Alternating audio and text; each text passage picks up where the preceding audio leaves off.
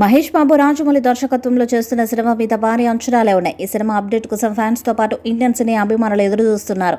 ఈ చిత్రానికి గరుడ అని టైటిల్ పెడతారని సమాచారం. మహేష్ బర్త్డే నాడు బిగ్ సర్ప్రైజ్ ఉండబోతుందని తెలుస్తుంది. సూపర్ స్టార్ మహేష్ బాబు పుట్టినరోజు కానుకగా సినిమా టీజర్ ని ప్లాన్ చేస్తున్నారట జక్కన్న. అంతేకాదు, సినిమా షూటింగ్ విషయంలో ఇప్పటి వరకు అనుకున్నది అనుకున్నట్టుగా జరుగుతూ వచ్చిందంట. సో ఇలానే కొనసాగితే అనుకున్న విధంగా రిలీజ్ కూడా సాధ్యమవుతుందని అంటున్నారు మేకర్స్. రాజమౌళి సినిమా అంటే కనీసం తక్కువలో తక్కువ 2 ఏళ్లు ఫిక్స్ అయ్యారు ఆడియన్స్. ఈ ఇయర్ మొదట్లో సెట్స్ మీదకి వెళ్ళిన SSMB 29 సినిమా 2 ఏళ్లలో పూర్తి చేసి రిలీజ్ చేయాలని రాజమౌళి టార్గెట్ పెట్టుకున్నాడట. అంటే 2027లో ఎట్టి పరిస్థితిలో ఈ సినిమా రిలీజ్ ఉంటుందని గట్టిగా చెప్తున్నారు. అందుకు తగినట్టుగానే ప్లానింగ్ ప్రకారంగా షూట్ చేస్తున్నారని కూడా తెలుస్తుంది. SSMB 29 cinema 2027 second half release ఉండే ఛాన్సులు ఉన్నట్టు ఇప్పటికే ఒక టాక్ నడుస్తుంది. ఫారెస్ట్ అడ్వెంచర్ బ్యాక్డ్రాప్తో తెరకెక్కుతున్న ఈ సినిమాలో పురాణాల టచ్ కూడా ఉంటుందని తెలుస్తుంది. SSMB 29 మూవీలో ప్రియాంక చోప్రా నటిస్తున్న విషయం అందరికీ తెలిసిందే. మలయాళ స్టార్ పృథ్వీరాజ్ సుకుమారన్ కూడా ప్రతినాయకుడిగా చూస్తున్నారు. మొత్తంగా మహేష్ బాబు రాజమౌళి సినిమా ఏ రేంజ్లో ఉండాలని ఫ్యాన్స్ కోరుకుంటున్నారో దానికి ఒక మెట్టి ఎక్కువగానే జక్కన్న ప్లానింగ్ ఉందని అర్థమవుతుంది. ఆగస్టు 9న హైదరాబాద్లో ఈ సినిమా గ్రాండ్ ప్రెస్ మీట్ని రాజమౌళి ఏర్పాటు చేయనున్నారని సమాచారం.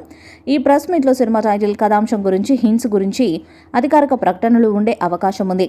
ఈ అప్డేట్తో మహేష్ ఫ్యాన్స్కి రాజమౌళి బర్త్డే రోజున డబుల్ ధమాక్ ఇవ్వబోతున్నాడు. ఈ సినిమా ఒక గ్లోబల్ యాక్షన్ అడ్వెంచర్గా రూపొందుతూ ప్రియాంక చోప్రా, జోనస్, పృథ్వీరాజ్ సుకుమారన్ వంటి స్టార్ కాస్ట్తో 1000 కోట్ల రూపాయల బడ్జెట్తో నిర్మితమవుతుంది.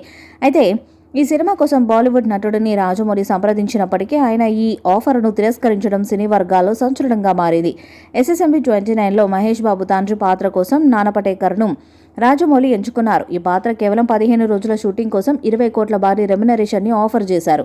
అంటే రోజుకు దాదాపు 1,30,00,000 అన్నమాట.